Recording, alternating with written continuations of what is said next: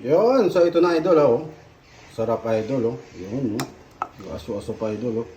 Diba? Nakita nyo naman idol, yan oh. Yun, kusok-kusok pa. Yan. Sarap. Ito ng idol.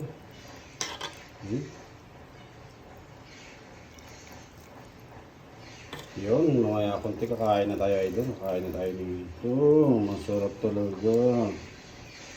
Quality ang luto.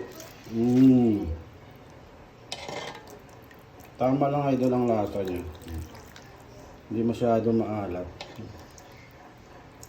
Simpleng luto lang. Asin lang. Pangpalasa.